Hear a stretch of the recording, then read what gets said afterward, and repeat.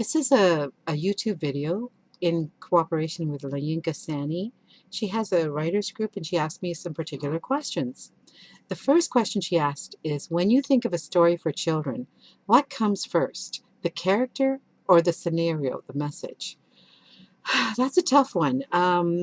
Usually for me, the scenario, the message kind of comes first. It often comes from something I'm wrestling with. If I'm wrestling with, for example, um, feelings of racism or feelings of pride, I will think of a story that kind of encapsulates that scenario and how that character would overcome it. And then the character comes to me afterwards, and I can hear his or her voice. I can kind of feel their presence, their idiosyncrasies. So they kind of get developed after, and they become organic to the story. A lot of the time, actually, what'll inspire me for a story is something that's happened, like either it's happened to me or it's happened like I've heard about it, like with Rule of the Courtyard. It was when I heard about this girl who was afraid of chickens, with Muslim child, all the different stories in there. I remember my father had told me the story about a boy who was being tested to see if he was honest. So that became the story Samosas, which is actually my favorite story in Muslim Child is Samosas. So sometimes it'll come from that. And then what'll happen is I'll just relax myself and then listen to the character that comes and tells the story. And often the story is in first person. But increasingly now, I'm working more in third person omniscient, which is kind of a classical way of telling a story. So it just depends on the story, but most of the time, the idea of the story, with wanting more, it was like a synopsis almost that was given to me, and then the character came to me afterwards. What advice would you give writers in the planning stage of their book? The planning stage. Don't take too long. I would say don't plan for too much. Let the story surprise you. Just start writing. I know this is my personal creative process. Some people do plan out their novels. They have like a whole spreadsheet and all of that. I find that it takes out the joy out of writing if I do that. I want to discover the story as I'm writing it. And often the characters will surprise me. They'll go off and do tangents and do all kinds of things that I wasn't expecting. And often what I have found to do is to trust that, because they will take the story in a better way than what I can think of. It's like your subconscious is leading the way. So when you allow your characters the freedom to just go ahead and tell the story the way they want, it'll become a more organic experience. Once you were done writing your first draft, what did you do then? Revise. Sometimes for years. It depends. When you have no more niggling doubts, that's when the story's done. So the first draft just kind of gets the bare bones of the story down, and it gets the basics. The first draft is just that. It's a first draft. Allow yourself to write a really crappy first draft, and then look at it critically. Where does your attention wander? Where do you lose interest? Where does it not feel quite right? Those are the places that you need to really check and fix. And don't be afraid to let your antagonist be a complete human being and have legitimate grievances. I think it's actually really interesting when the antagonist and the villain is actually quite understandable and quite relatable. Yeah, I find it's actually very intriguing. The third next question. How did you go about deciding on a publisher? That's a tough one. I think everybody wants the top publishers, but sometimes what you're writing doesn't suit what their mandate is. Think of the top publisher as somebody who's trying to appeal to the widest possible market, the lowest common denominator. And sometimes what you have written is more specific than that. You have written something that appeals to a certain demographic or a certain marketplace. And there's nothing wrong with that. So you need to find a publisher that shares the same kind of vision that you do. I have different publishers for different projects.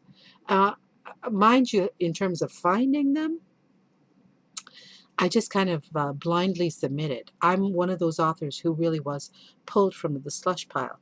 You basically have to write your heart out and hope that eventually the publishers see what you're trying to do with your stories, and they think that they're so marketable that they've got to buy them. They love it so much that they've got to buy it, and that's how you get out of the slush pile. And start with the smaller publishers, because they're the ones who are scrounging around looking more for the talent.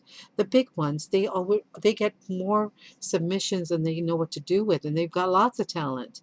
But the smaller ones are often overlooked. Look for one that really has the same kind of vision that you're going for.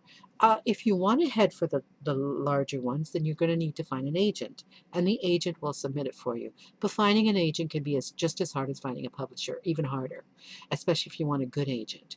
So the process is different for different people. I'm one of those who rose through the ranks.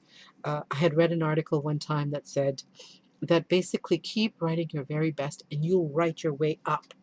And that's kind of what I did. I started with very small publishers, small Canadian publishers, and now I write for all kinds of publishers. So that's what I would suggest you do.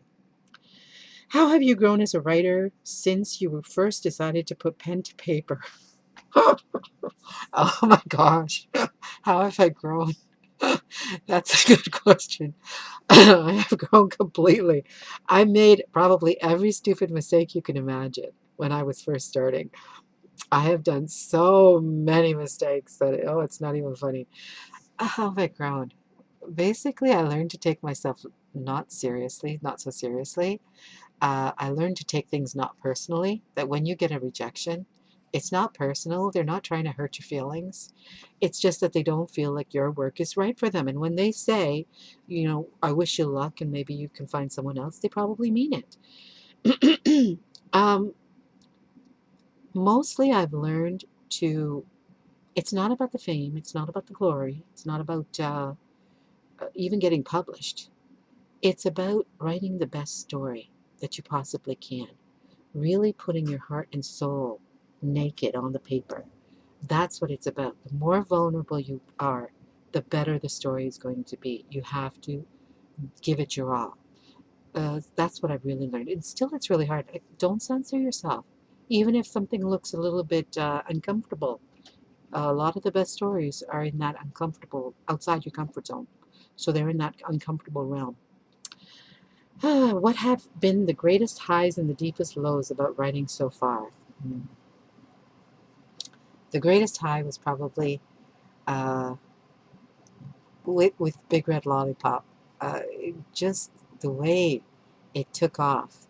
It was chosen by the New York Public Library as one of the 100 greatest children's books in the last 100 years. I mean, think about it.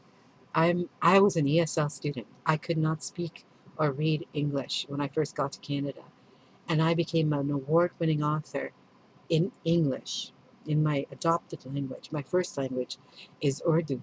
So I think winning this award, like having this distinction, was probably one of the best highs. There's been a lot of great highs though. I've been really, really fortunate. I get to travel all over the world as a Canadian author, and I get to share my stories with all kinds of people. And just being able to make a living at something I love to do, that's been a real high.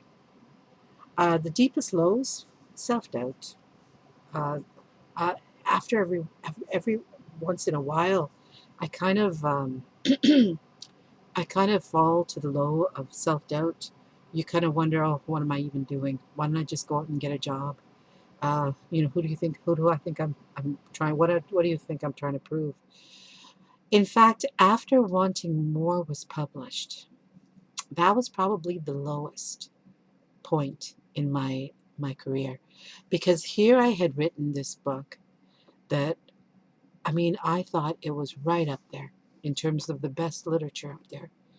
And yeah, it was up for a lot of different awards. It was up for 14 different international awards. It's been published all over the world, but it didn't get the big awards in Canada. Like, it didn't get the TD, it didn't get a bunch of awards that have a huge economic, like a financial prize to them. And I was really hoping, I thought I was good enough that it could. So here I'd written the very, very best I could. And it didn't quite get the attention that I thought it deserved. And that's when I also realized, you know what? You can't control that. You just have to, and it's not, you're not owed anything. You're not entitled.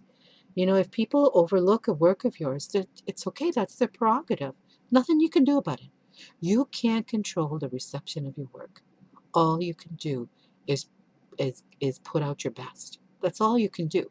You can't control how it's received. You can't control how many people react to it, or how it's intercepted, or even what they think of the story afterwards.